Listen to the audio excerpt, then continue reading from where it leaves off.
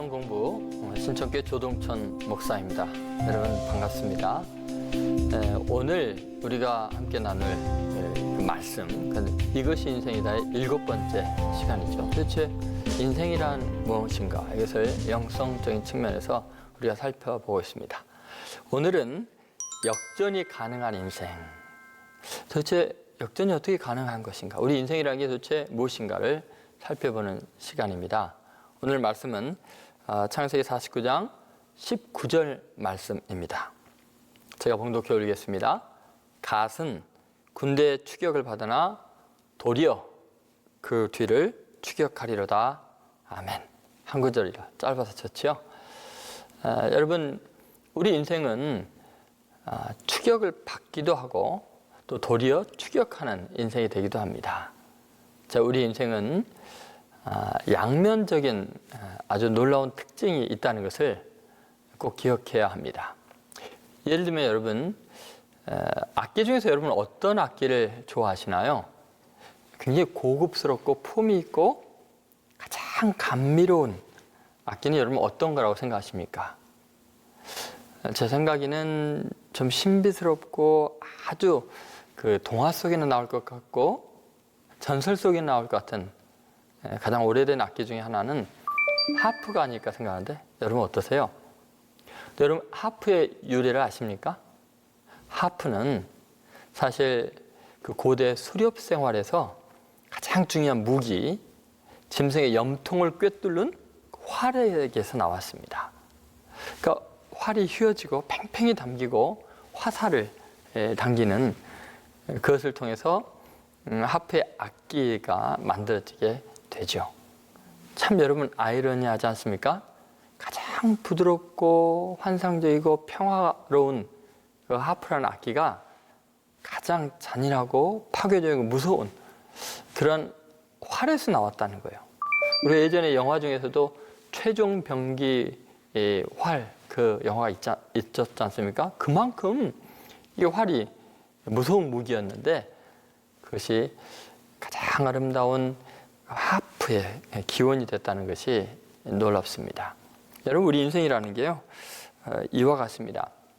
우리 인생에 때로는 어떤 결핍이 있고 아픔이 있고 또 다툼이 있지만 그것은 그것만으로 끝나는 것이 아닙니다. 그것이 역전이 되어서요, 그 결핍 때문에 번영이 생기게 되고요, 그 갈등 때문에 평화와 정의와 화해의 가치들이 세워지기도 하고요. 우리 인생은 밝은 면도 있고 그 밝음으로 인해서 그림자가 있다는 것, 그리고 그것 자체가요, 우리가 존재하고 있다는 것을 입증하기도 하죠. 그래서 인생이라는 것이 이 양면적인 면이 있다. 쫓기기도 하지만 또 쫓는 인생이기도 한다. 이것을 우리가 알 수 있습니다. 오늘 본문에 가앗이라는 이 사람은 레아가 단산했을 때 그녀의 그 하녀인 실바를 야곱에게 줘서 얻게 되는 아들입니다. 그래서 야곱이 7번째 아들로 낳은 사람이 갓이죠. 여러분, 갓의 그 이름의 뜻은 놀랍게도 복됨, 행운이라는 뜻이 있습니다. 여러분, 우리가 복된 인생, 행복한 인생, 그리고 우리 인생을 바라볼 때 행복하다는 것을 어디서 찾을 수 있을까요? 오늘 이 말씀에서 정말 군대 전쟁터 같은 그런 상황들을 보여주고 있습니다. 자, 도대체 우리 인생의 행복이라는 것, 어떤 시각으로 인생을 바라볼 때 가능할까요? 갓을 통해서 우리 함께 이제 그 영적인 세계 속으로 들어가려고 합니다. 첫 번째 우리가 생각할 것은 이런 이야기입니다. 쫓기는 인생이라는 거죠. 한번 여러분 마음속에 한번 새겨 놓으세요. 모든 인생은 뭔가에 쫓기는 삶이다. 여러분, 오늘 본문에 보니까 갓은 군대의 추격을 받으나, 삶이 전쟁터죠. 여러분 생각해 보세요. 한 사람이 군대 추격을 받는다는 것이 얼마나 두려운 일입니까? 그런데 지금 성경은 분명히 갓은 군대 추격을 받으나 이렇게 이야기를 하고 있습니다. 자, 여러분, 이게 왜 레아가 실바에게서 낳은 자기 아들 갓을 왜 이 갓이라고 지었을까? 레아가 가만히 보니까 아기를 낳는 거에 있어서는 자기가 가장 뛰어났는데 라헬이 따라올 수 없었는데 점점 추격해 오는 걸 보면서 지금 쫓겨가는 인생이 되는 거죠. 지금 위기의 상황에 봉착하게 된 겁니다. 그래서 갓이라고 이름을 지었던 거죠. 그리고 야곱은 이 갓에 대한 인생을 이야기하면서 그런 이야기를 하는 거예요. 지금 갓은 군대 추격을 받느라 이렇게 이야기를 한 것입니다. 여러분, 레아의 인생처럼 우리도요, 생각지 않게 안전하다고 생각했는데 쫓기는 군대 추격을 받는 것 같은 그런 두려운 순간들이 오기도 합니다. 영원히 안정된 자리는 존재하지 않습니다. 나는 이 정도면 누구도 나를 따라오지 못할 거야. 나만의 독보적인 자리야 라고 생각하겠지만 그렇지 않습니다. 여러분, 인생은 늘 쫓기는 그런 존재라는 거죠. 헷세가 이런 말을 했습니다. 유혹 중에서도 가장 강한 유혹은 본래 자기와 다른 사람이 되기를 바라고 또한 자기가 도달할 수 없는, 또 도달해서는 안 되는 이상을 쫓는 것이다 라고 이야기를 했죠. 여러분, 인간은요 끊임없이 자기와 다른 사람들의 모습을 추격해 가기를 좋아합니다. 그러니까 나는 이 부분에서는 독창적이라고 생각하지만 금세 따라옵니다. 그냥 삽시간에 다 퍼져 있습니다. 그것이 우리 인생이죠. 성경에도 온통 인생이 쫓기는 인생으로 나옵니다. 예를 들면 아벨은 가인 형에게 쫓기다 돌에 맞아 죽었습니다. 야곱은 에서를 피해서 달아나야만 했습니다. 형이 언제 자기를 죽일지 모르죠. 다윗은 사울 왕이 평생을 쫓아다니며 죽이려고 했습니다. 여러분, 신약성경에도 보면 스데반과 초대교회 교인들은 사울이라는 바리새인 청년에게 쫓겨다니며 또는 죽임을 당하기도 했습니다. 그런데 놀랍게도 사울이 바울이 됐을 때 바울은 또 유대인들에 의해서 죽음의 유혹을 받으면서 쫓겨다니는 신세가 됐지요. 여러분, 우리 인생은요 어떤 위치에 있든지 늘 시기하고 비방하고 추격하고 그리고 나를 밟으려고 하는 무수한 사람들에게 쫓길 수밖에 없는 인생이라는 것을 잊지 않아야 됩니다. 그래서 우리 인생은 영혼의 차원에서 보면요, 우리가 예수님을 믿는 순간부터 사탄에게 쫓기는 추격을 지금 당하는 인생이 됩니다. 하늘의 소망을 두고 살기에 이 세상은 누구에게 속한 것인가, 그것을 한번 잘 우리가 생각해 봐야 되는데요, 사탄이 주인인 이 세상에서 우리는 사냥꾼의 올무에 갇힌 새처럼 끊임없이 공격을 받을 수밖에 없습니다. 우는 사자는 삼킬 자를 두루 찾아다닌다고 성경은 이야기하고 있죠. 여러분, 언론이 얼마나 기독교를 지금 공격하고 쫓아가고 있습니까? 과학자들은 온갖 자신들의 이론을 통해서 신앙을 부정하려고 하죠. 또 정치인들은요, 정치적인 힘을 이용해서 교회를 무력하게 만들려고 합니다. 그렇습니다. 주님 말씀 그대로요, 세상에서는 너희가 환난을 당하나 담대하라, 내가 세상을 이겼노라 하셨죠. 세상에서는 우리가 쫓기는 인생, 환난을 당하는 인생일 수밖에 없습니다. 여러분, 이것이 당연한 겁니다. 다시 말해서요, 나를 추격하는 군대 같은 강력한 세력이 있는 것이 있어서는 안 되는 일이 아니라 우리 인생의 한 면이라는 거예요. 그냥 살아가는 삶이 늘 쫓길 수밖에 없는 것이 우리 인생이라는 걸 아는 것이 영성이 아주 중요한 기반이 됩니다. 여러분, 어쩌면 어떤 사람은 너무 부요한데 부요하기 때문에 하나님을 생각하지 않을 위험성이 있습니다. 어떤 사람은 너무 가난해서 너무 돈을 우상화할 수밖에 없는, 돈에 얽매인 인생이 되어서 하나님을 잊을 수도 있습니다. 이 세상은 늘 그렇게 우리를 혼란스럽게 하고 우리를 쫓아오는 그러한 세상이죠. 이것이 우리 인생입니다. 그리스도인들은 대적자들이 참 많습니다. 세상 사람들도 공격을 하지만 놀랍게 신앙생활하는 공동체 안에서도 시기하는 사람들이 있어서 늘 쫓기는 인생을 살 수밖에 없습니다. 생각해보세요. 온 세상이 다 그렇습니다. 누구나 다 그런데요. 예를 들면 여러분, 권투 시합 같은 거 보면 늘 챔피언은 새로운 도전자에 의해서 늘 불안한 모습이 있죠. 그리고 여러분, 최고의 기록을 세운 선수는 그것을 추격해오는 또 다른 사람들에 의해서 늘 불안한 삶을 살 수밖에 없습니다. 그래서 여러분 우리가 꼭 잊지 않아야 될 것은요. 우리의 인생 자체가요. 늘 쫓길 수밖에 없는 인생이다. 이것이 일상이고 정상적인 상태라고 생각해야 됩니다. 이게 너무 스트레스 받으면 사람이 정상적으로 오히려 살 수가 없습니다. 그러니까 여러분 성경을 보건 일상을 보든 우리 인생이라는 게 쫓기는 인생이다. 이것을 잊지 않아야 됩니다. 여러분 칭찬과 명예 금세 없어집니다.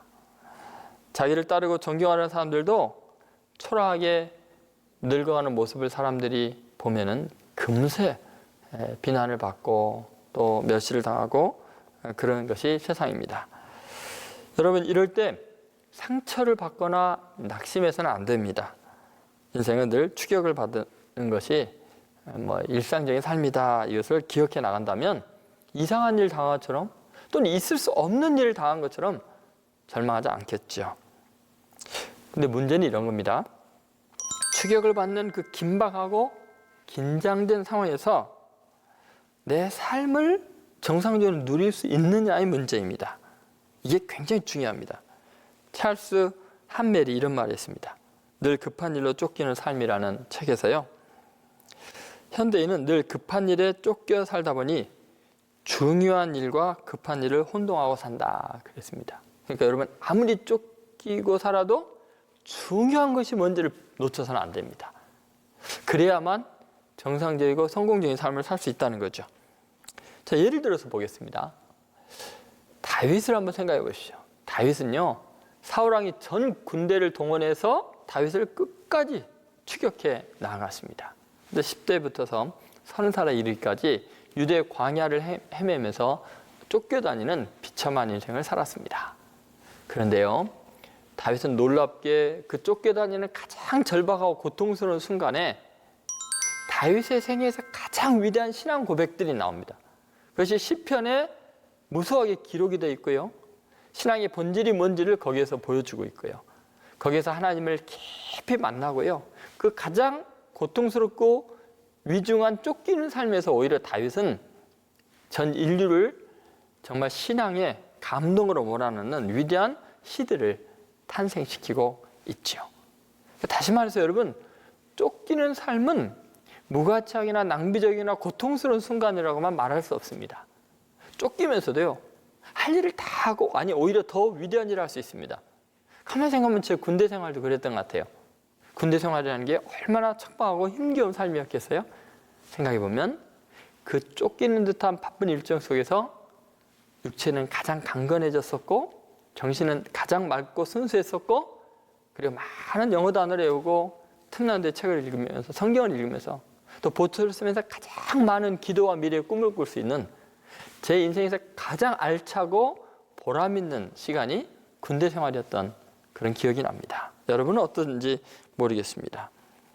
여러분, 우리 인생에서 하루하루 먹고 살기도 힘든 삶의 연속인 것 같고 늘 쫓기듯이 살지만 그것 자체가 가장 큰 행복이 깃들여져 있고 가장 위대한 인격을 형성해가고 거기서 가장 가치 있는 것을 얻을 수 있다는 것을 여러분 믿으시기를 바랍니다. 1846년 천주교 박해 때 이야기입니다. 그때 순교하여 103인의 성인 가운데 오른 이 현성문이라는 분이 계십니다. 이분은 기해 박해 때 많은 천주교인들이 잡혀서 옥고를 치르고 있을 때 자신도 쫓기는 몸에도 불구하고 그들을 돌보았습니다.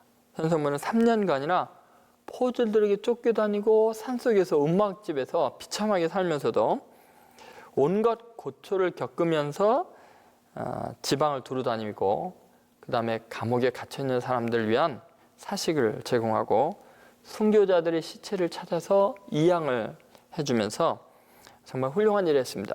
근데 그는 그 절망 가운데서 순교자들에 대한 자료를 수집하고 또 증언을 수집해서 순교자 소전인 기의 일기를 남겼습니다. 물론 그 자신도 나중에 순교를 당하게 됩니다. 그러면 이 현성문이라는 분은 가장 긴박하게 쫓겨다니는 그 위기 속에서 가장 위대한 순교 문학을 만들고 역사를 만들고 정말 가치 있는 삶을 사랑한 것을 알 수 있죠. 여러분, 주님께서 우리를 사랑하신 고백을 보면 바로 이런 것 같습니다. 주님은 늘 쫓기는 삶을 살았죠. 안식일에 손 마른 사람의 병을 성전에서 고치려고 할 때 주위에 있는 사람들이 병을 고치나 안 고치나, 율법을 범하냐 안 범하냐 보자 하면서 가만히 엿보거나요. 그 주로 성경의 표현 보면 예수님의 활동에 대해서 그 당시의 종교 지도자들과 정치 권력자들이 하는 말이 뭐냐면 어떻게 하면 죽일까 의논하니라. 늘 그렇게 예수님을 군대처럼 추격해오는 그런 모습이었습니다. 그런데 여러분, 놀랍게도 예수님은 그런 공격을 받고 비난을 받을 때마다 정말 놀라운 하나님의 사랑을 입증해 주셨고, 또 우리들이 생각하지 못했던 복음의 자유한 진리의 말씀들을 선포해 주셨고요. 그것을 통해서 하나님의 마음을 잘 드러내 주셨습니다. 여러분, 마지막은 제자들이 다 버리고 달아나는 그 상황에서도 예수님은 그들을 축복했고 위에서 기도해 주심으로 진짜 사랑이 뭔지를 느끼게 해주셨죠. 쫓겨다니는 상황을 절망적으로 여러분 생각하지 마십시오.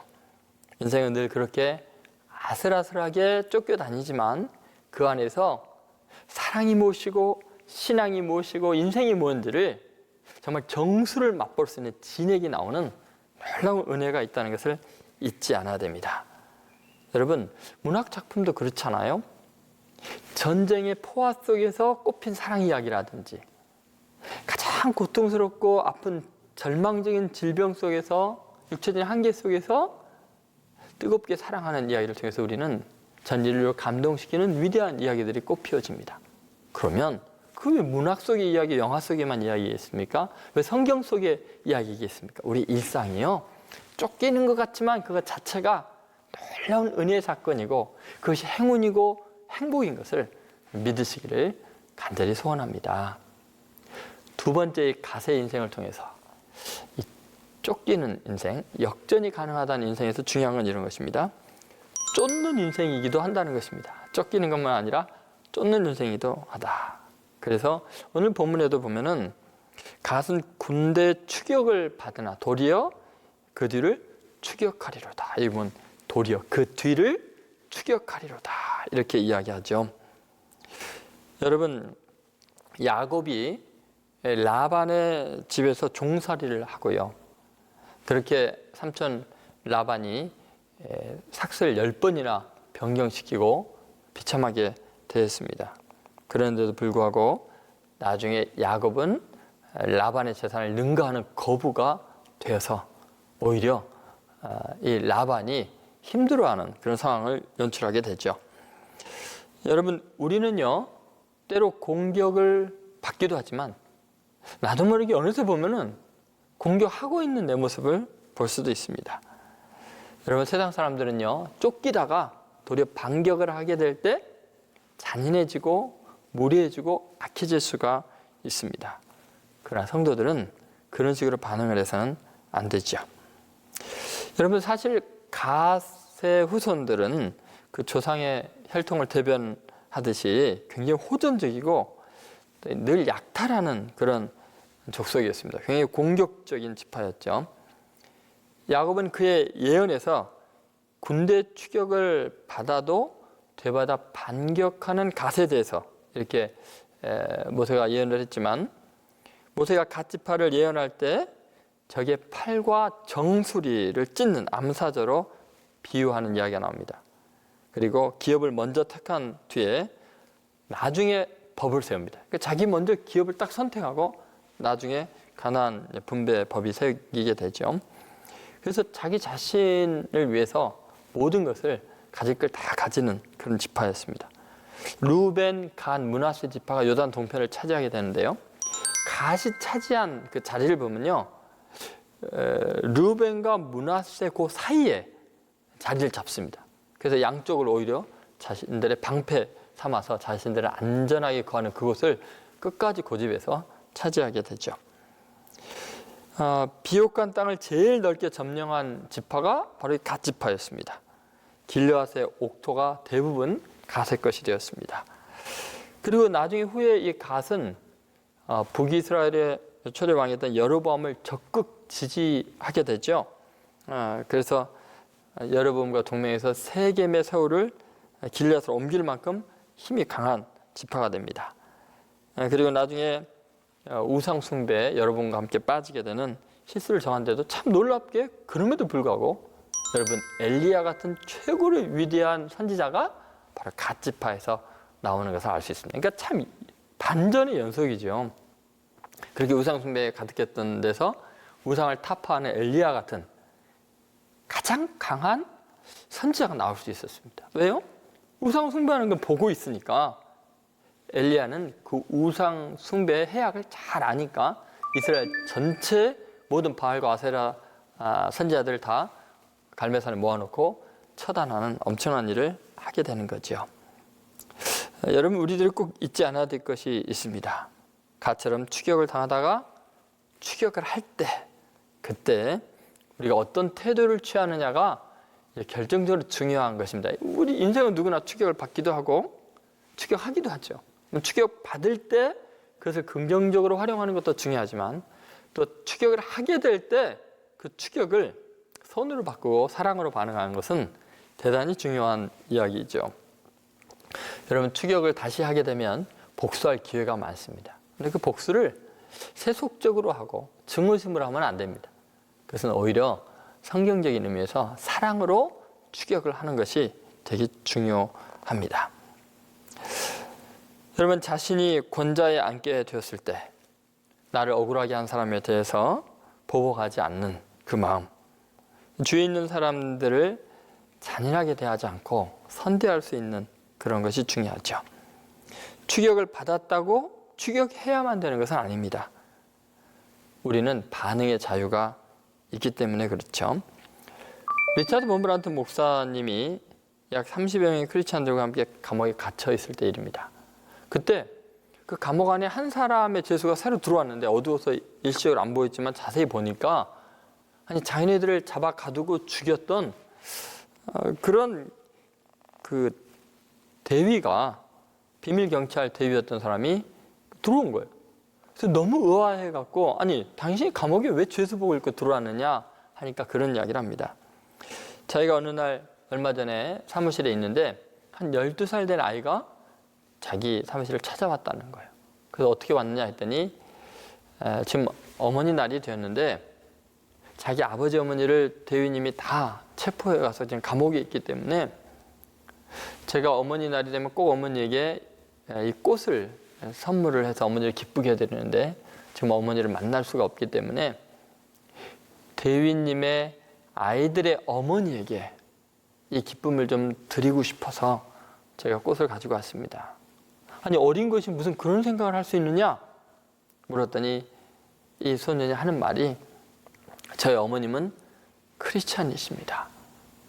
늘 어머님이 하신 말씀은 너를 핍박하고 미워하는 원수를 위해서 기도하고 선대해주고 잘 대해주는 것이 하나님의 뜻이란다 이야기해 주셨습니다. 그래서 어머니의 마음을 기쁘게 해드리려고 제가 대위님의 아내 되시는 분, 대위님의 아이들의 어머니에게 기쁨을 주려고 이 꽃을 가지고 왔습니다. 이 비밀 경찰 대위가 이 말을 듣고 너무 충격을 받아서 이 아이를 끌어안고 펑펑 울면서 그 자리에서 통곡을 하며 회개했다는 거예요. 그러면서 예수 그리스도를 영접하게 되고 하나님을 믿게 되었다고 그렇게 고백을 했다고 합니다. 여러분, 우리 인생에 추격을 받는다고 해서요 꼭 증오의 추격을 다시 할 필요는 없습니다. 진정한 의미의 추격은 상대편의 영혼 깊이까지 들어가서 그의 영혼을 회개하게 만들고 사랑으로 감동하게 만들어서 내 편으로 만드는 것이 진짜 추격하는, 끝까지 추격하는 승리자의 길이 아니겠습니까? 그러면 여러분, 내게 악을 행했다고 나를 추격해 왔다고 해서 그를 무례하게 대하고 함부로 대하면 안 됩니다.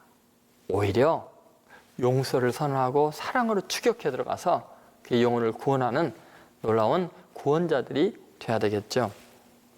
여러분, 우리는 용서하지 않으면 절대 하나님과 가까워질 수가 없습니다. 용서하지 않는 것은 독약은 자기가 먹고 상대가 죽기를 기다리는 어리석은 짓과 같기 때문에 그렇습니다. 도리어 원수를 사랑하고 위해서 기도하라고 주님이 하셨던 것을 기억하십시오. 우리는 원수를 칼날로 추격하는 게 아니라 축복의 기도로, 사랑으로 추격해 나가야 합니다. 인간은 모두 이렇게 동일한 반응을 보이는 그런 잔인한 복수에 혈안이 되어 있지만, 그리스도인들은 그 일반적인 반응이 아니라 특별한 반응, 사랑으로 상대편을 추적해서 구원하는 승리자들이 되어야 합니다.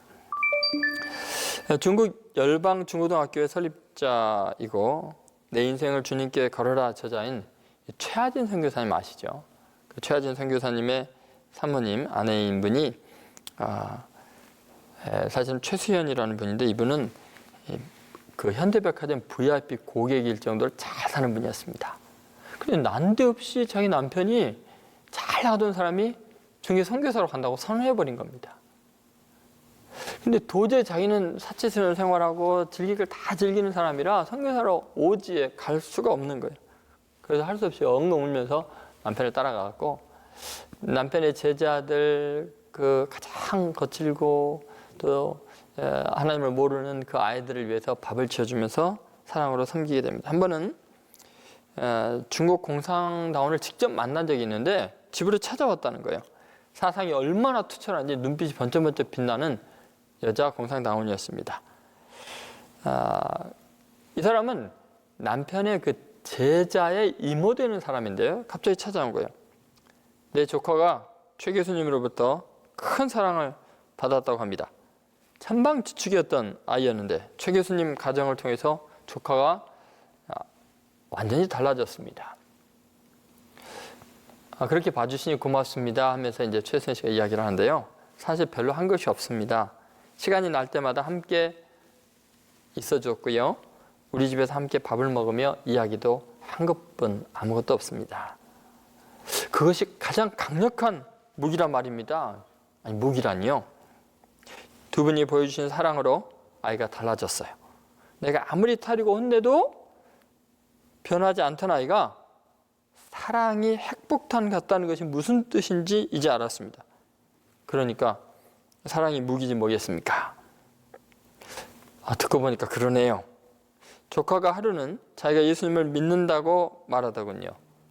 그런데 내가 놀란 것은 그 아이가 점차 달라지더라는 겁니다. 기독교에 무엇이 있기에 사람이 변화되는지 궁금했습니다. 네, 그러셨군요. 당신들은 형상 전도를 하고 있습니다. 말로 아닌 삶으로 말이죠. 오늘날 공산당은 구호만 무성하거든요. 두 분이 믿는 성경을 나에게도 가르쳐 주시겠습니까? 그리고 그분이 함께 성경 공부를 했고 자신의 죄를 나중에 고백하고 예수님을 구주로 영접했다고 합니다. 여러분, 이 형상 전도라는 말이 재밌지 않습니까? 그 형상 전도가 뭘까요? 공산당원들은 구호만 외치는데 그리스도인들은 예수 믿으라고, 하나님은 사랑이시다고 구호만 외치는 게 아니라 삶으로 전도를 하고 있다는 것이죠. 하나님의 사랑을 형상으로 보여주고 있다는 거죠. 여러분, 우리가 세상을 추격하는 방법은 형상 전도하는 겁니다. 도리어 나를 추격하는 사람들을 위해서 사랑으로 추격해 나가는 거죠. 로마서에서 바울은 이런 말을 했습니다. 로마서 12장 20절이죠. 내 원수가 줄이거든 먹이고 목마르거든 마시우라. 그리함으로 내가 숯불을 그 머리에 쌓아 놓으리라. 여러분, 에베소 4장 26절 27절에 보면 분을 내어도 죄를 짓지 말며 해가 지도록 불을 품지 말고 마귀로 틈을 타지 못하게 하라라고 말하고 있습니다. 우리가 분을 내지 않고 잘 참고 보복의 추격이 아니라 사랑의 추격을 해야 되는 이유가 바로 그런 것입니다. 꼭 승리하십시오. 세상 사람들과 똑같은 그런 증오의 추격이 아니라 도리어 추격할 때는요, 세상 사람들은 악으로 나를 추격해 왔는데 나는 도리어 사랑으로 추격하는 놀라운 삶을 사시기를 주의 이름으로 소원합니다. 세 번째, 역전이 가능한 인생이라는 건 뭘까? 그것은 역전케 하시는 하나님에 대한 믿음이죠. 역전케 하시는 하나님. 그래서 오늘 본문에 보면은 이 도리어라는 표현이 나오죠. 갓은 군대 추격을 받으나 도리어 추격하리로다. 여러분, 이 도리어라는 표현이 정말 멋진 표현입니다. 우리 인생에 이 도리어를 허락하신 하나님이 얼마나 고마운지 모르겠습니다. 여러분, 도리어라는 이 한마디 말을 생각해 보면요, 참 감동적입니다. 미래의 가능성이 새롭게 열리지 않습니까? 역전이 가능하다는 것, 새로운 희망이 가능하다는 것, 가능성이 무한히 열렸다는 표현이 도리어라는 표현 속에 나와 있는 거죠. 여러분, 유다처럼 희생적인 섬김을 한 것도 아니고 이 갓이라는 사람이 이사갈처럼 섬김의 기쁨으로 산 것도 아닙니다. 그런데 추적을 받는 비참한 인생에서 어느 날 도리어, 이걸 경험하니 도리어 추격하는 인생이 된다는 거죠. 이것이 하나님의 은혜로 주어진 것입니다.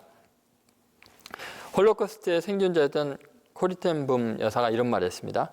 하나님이 우리에게 주시는 모든 경험, 그분이 우리 삶에 두시는 모든 사람은 오직 하나님만이 보실 수 있는 미래에 대한 완벽한 준비다.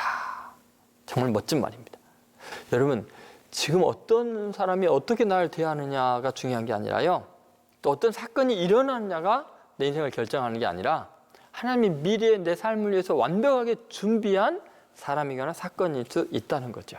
도리어 오히려 그것이 은혜가 될 수 있다는 것입니다. 조지 밀러는 이런 말을 했습니다. 우리의 하늘 아버지는 더 나은 것을 주시라는 생각이 아니면 절대 자기 자녀들에게 어떤 것도 취하지 않으신다. 그러니까 여러분, 지금 내가 잃어버린 것, 빼앗긴 거 하나님이 다 가져간 것 같지만 도리어 그것을 통해서 더 나은 것을 주시려고 빼앗아간 줄로 믿으시기 바랍니다. 이것이 영성입니다. 사탄의 일은 하나님의 목적을 이루는데 도움이 되도록 다 뒤집어지게 되어 있습니다. 비록 사탄 편에서는 그 목적을 회방하기 위한 최대한 길을 쓰지만 도리어 이게 하나님께 영광이 되고 하나님의 일을 앞당기는 그런 일이 될 수밖에 없습니다. 여러분, 믿습니까? 주님께서 하신 말씀의 핵심이 무엇인가 우리가 잘 생각해 보십시오. 여러분, 인간의 가치관이나 사상이나 기대감, 이것을 뒤집어 엎는 진리의 말씀을 예수님은 늘 선포하셨습니다. 인간들이 당연하다고 생각되는 것이 뒤집어지는 것, 당연하지 않은 것이 되는 것을 예수님은 말씀하시죠. 예수님은 예리하게 인간의 치명적인 논리체계의 약점들, 문제점들을 파헤쳐서 도리어 새로운 대안을 제시하시는 분이시죠. 예를 들면 예수님이 하셨던 그 비유 중에요, 포도원의 농부들 비유가 있습니다. 포도원 주인의 비유가 있는데, 자, 생각해 보십시오. 주인이 길을 가다 보니까 일감이 없어 놀고 있는 사람을 보고 불쌍해서, 자, 오늘 하루 우리 집에 와서 일해 주면은 한 데나리온의 품삯을, 하루 품삯을 주겠다라고 약속하죠. 한 데나리온은 하루 품삯이었습니다. 열심히 그들을 일했고, 주인은 또 동네를 다니면서 할 일이 없어서 실업자로 있는 사람들을 다 구원해주는 일들을 하죠. 그러다 보니까 이제 오후 늦게 온 사람들도 있었습니다. 그리고 주인이 이제 계산을 하면서 임금을 주는데 맨 마지막에 온 사람에게 신기하게 한 데나리온을 먼저 줬어요. 그러다 보니까 맨 처음 아침부터 와서 종일 일한 사람은 몇 시간 일하지 않은 사람에게도 한 데나리온 주는 거 보니까 나에게는 몇 데나리온 주길까 이렇게 생각한 거죠. 그리고 자기 차례가 왔는데 몇 데나리온 줬을까요? 한 데나리온밖에 안 주는 겁니다. 그것 때문에 처음 온 사람들이 그 주인을 향한 불평을 쏟아냅니다. 불의한 사람이라고. 왜 우리에게 한 데나리온밖에 안 주냐고. 그런데 여러분, 가만히 생각하면 그 말이 맞는 것 같잖아요. 하루 종일 일한 사람은 한 데나리온 주고 몇 시간밖에 일하지 않는 사람에게는 또 똑같이 한 데나리온 준다면, 그러나 이것을 도리어 긍휼의 차원에서 한번 생각해 보십시오. 어쩌면 그것은 먼저 온 사람과의 문제에서 결정한 게 아니고 나중 온 사람에게 긍휼을 베풀고 은혜를 베푼 것이지, 먼저 온 사람들에게 불이익을 준 게 아니에요. 원래 하루 품삯은 한 데나리온이고 그것을 약조한 상황이고 약속을 지켰을 뿐이에요. 그리고 다른 사람들에게는 예수님은 선을 행하신 거죠. 자비를 베푼 걸로 공격을 받고 있는 거죠.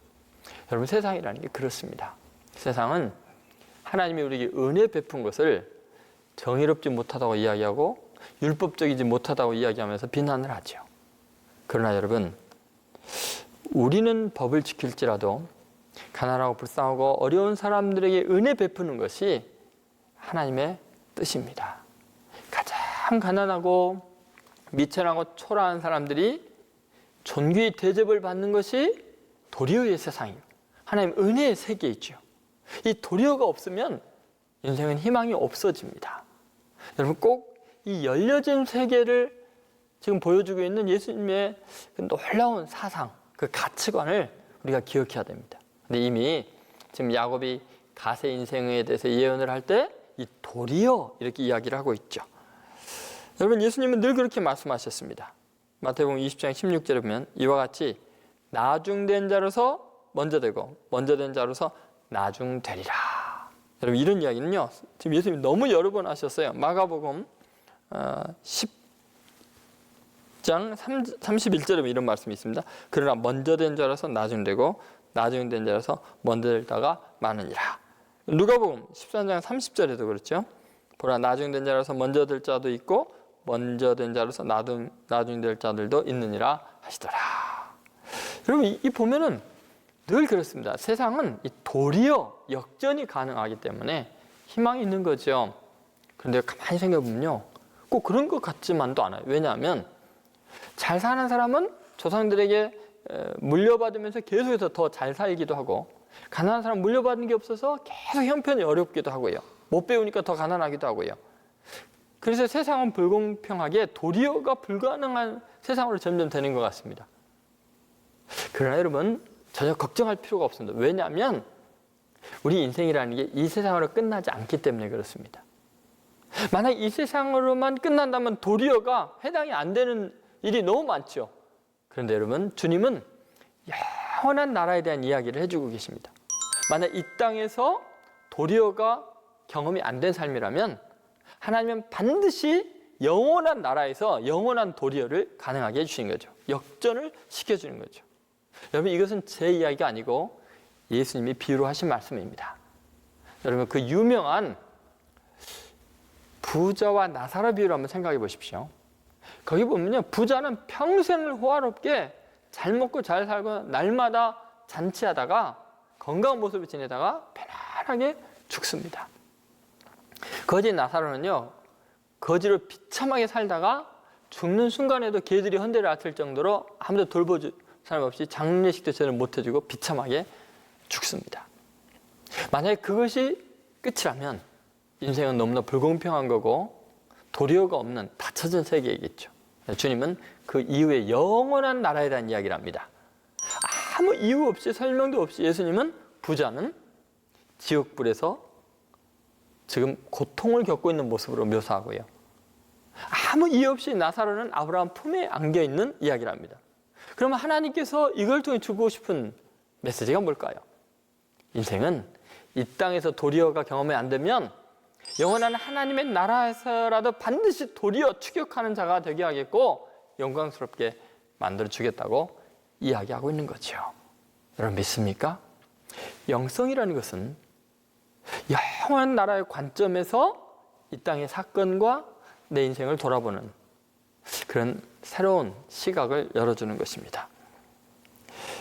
여러분, 이것이 얼마나 중요한가 생각해 보십시오. 하나님은 늘 편견이나 고정관념을 깨트리시는 분이십니다. 아직도 나에게 가능성이 있다고 주님은 이야기하시죠. 아직도 너에게 미래가 열려있다라고 주님이 말씀하시죠. 위선적인 헌신을 그래서 경고하는 말이기도 합니다. 너 지금 그렇게 위선을 부리고 거룩한 척 경건한 척 하지만 도리어 뒤집어질 날이 있을 거다. 또는 어떤 사람에게는 너무나 억울하고 분하고 삶이 비참하지만 아니다, 도리어 영광스럽게 될 날이 있을 거다라고 말씀하시는 거죠. 이것이 하나님의 은혜의 세계입니다. 여러분, 하나님께 여전히 기대감을 가지십시오. 우리 인생에 어떤 어려움이 있어도 마찬가지입니다. 예를 들어서 여러분, 베니스의 상인 햄릿, 이런 로메오 줄리엣, 엄청난 명작을 남긴 세계에서 가장 위대한 작가가 누구겠습니까? 셰익스피어죠. 심지어 셰익스피어를 인도화도 바꾸지 않겠다고 말할 정도로, 또는 대영 제국의 박물관하고도 바꾸지 않겠다고 할 정도로 위대한 사람이죠. 근데 셰익스피어의 면모를 보면요, 완전히 도리어 인생이었습니다. 셰익스피어는 놀랍게도요, 중학교 1학년 중퇴 학력밖에 없습니다. 너무 가난한데도 불구하고 놀랍게 늘 그냥 닥치는 대로 책을 읽었습니다. 그래서 셰익스피어가 어렸을 때부터 읽은 책의 목록만 적어도 노트 한 권이 될 정도로 어마어마한 책을 읽었답니다. 그러나 너무 가난해서 먹고 살기 위해서 이제 도시로 나가게 됐죠. 런던 거리에서 일자리를 찾아 헤매다가 그만 마차에 치여서 부상을 당합니다. 그런데 마차로 친 사람이 극장장이었던 거죠. 그리고 나중에 너무 불쌍해서 어떤 형편인가 봤더니 직업이 없는 떠돌이 가난한 거지 소년이나 마찬가지였던 거죠. 그래서 자기 극장에서 청소할 수 있도록 또 일할 수 있는 자리를 마련해 줍니다. 그리고 거기서 열심히 청소를 하고 일을 하다가 배우들을 늘 보고 연구하는 걸 보게 되면서 그리고 단역 배우로 나중에 흉내내다가 이제 하게 되고, 그러다 보니까 자기가 이제 그동안 많이 읽은 책과 경험 때문에 이 희곡을 쓰게 되죠. 그렇게 해서 놀랍게 세계 최고의 작가가 되는 것입니다. 여러분, 우리는 어떤 상황에서도요, 이 도리어가 가능하다는 것을 잊지 않아야 됩니다. 가장 고통스럽고 힘든 상황이 같지만 그것이 도리어 이렇게 어마어마한 세계 최고의 작가가 되게 하는 하나님의 기적을 선사해 준 거죠. 여러분, 찰스 스윈돌 목사님이 이런 말을 했습니다. 우리는 불가능한 상황인 것처럼 멋지게 가장하고 있는 놀라운 기회들에 직면하고 있다. 여러분, 불가능하다고 하는 상황이 아주 멋지고 놀라운 기회, 하나님의 은혜의 순간일 수 있다는 것을 믿지 않아야 됩니다. 사실 여러분, 계속해서 보면 경제계도 도리어의 연속이죠. 우리나라도 보면은 여러분 생각해 보세요. 1988년 서울 올림픽 때 얼마나 대단했습니까? 근데 불과 10년밖에 되지 않아서 1998년에 IMF로요, 다 무너져 내렸습니다.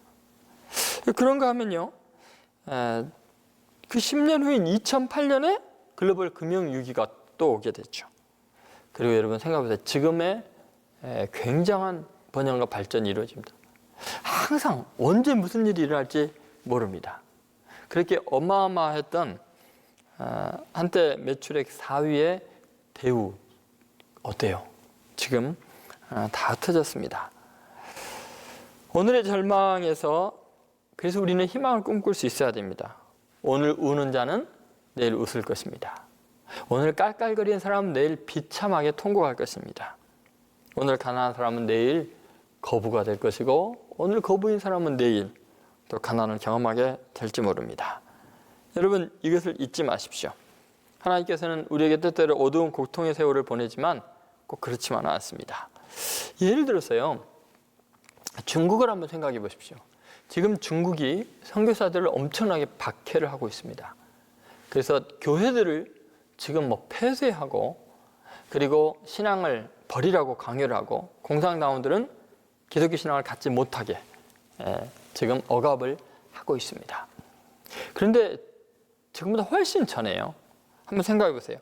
1950년대 그럴 때 중국은요, 기독교는 정말 미약하기 짝이 없는 그런 나라였습니다.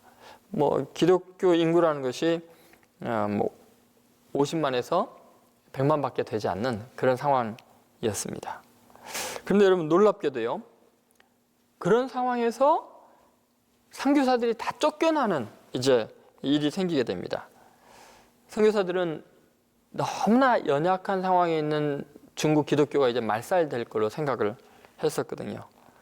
그런데 놀랍게요, 그리고 불과 몇십 년이 지나지 않아서 지금 중국 기독교인의 숫자는요 4천만 명이라고 하기도 하고 1억 명이 넘는다고도 합니다.